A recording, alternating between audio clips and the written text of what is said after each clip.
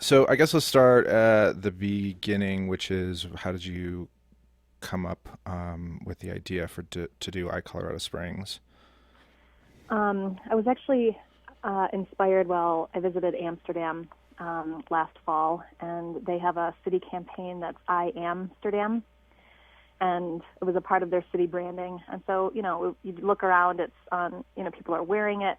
It's on their city bus passes. It's on the bus.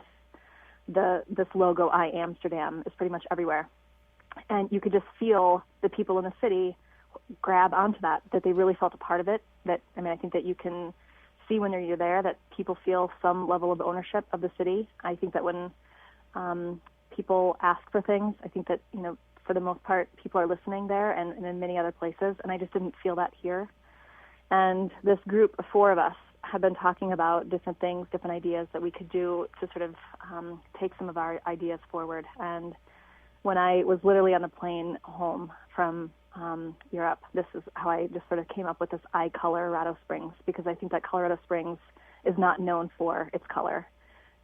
It's a pretty black and white area. I think that, for those of us who want to see change, we've been struggling, we've been asking for it, and I think that there was just a lack of leadership. So this umbrella, Colorado Springs, really was inspired from Amsterdam. So we came up with this using this umbrella campaign of, try to design a platform for people to take ownership and to make our voices heard in a different way. We knew of all of these other things that were going on, like Dream City. We knew all of these other efforts, but we really weren't sure what would come of it. We just designed this postcard and this first question, assuming that we would hopefully have more questions if the idea took hold. We hoped that people would sort of grab onto this and use this as a venue to share their ideas. And so far, there are postcards in the mail every day. But it was really around our frustration, around the lack of leadership and a lack of ownership for community change. Did you have a vision for how this would coalesce, or did you just want it to be a forum for an open forum for ideas?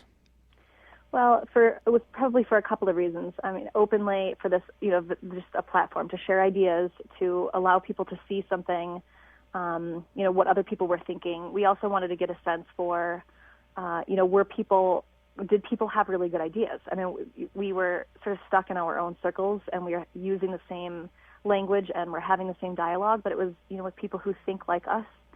And so we just wanted to get a sense for, are people thinking about change? What are their ideas? And, to use the web as a way to do that was just sort of immediate for us. I mean, as soon as we get these postcards, they're posted.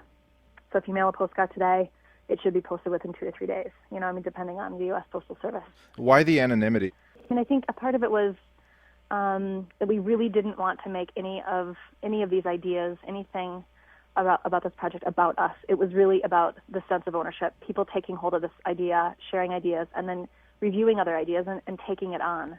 And then just go back to your previous question. I mean, selfishly, I think what the four of us really wanted to do was perhaps take one of these ideas on if we were able to do something like that. But the anonymity was just a way for us to, create something that wasn't connected to any institution, wasn't connected to any bureaucracy. I mean, in our conversations with people, even when we drop some of these postcards off, most of the time, 90% of the time, people are saying, who's doing this? Who's behind this?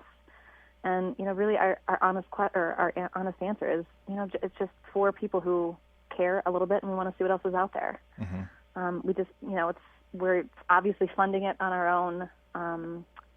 And, not that it's a big secret. It's not a secret around, about who we are. We really don't want it to be about us.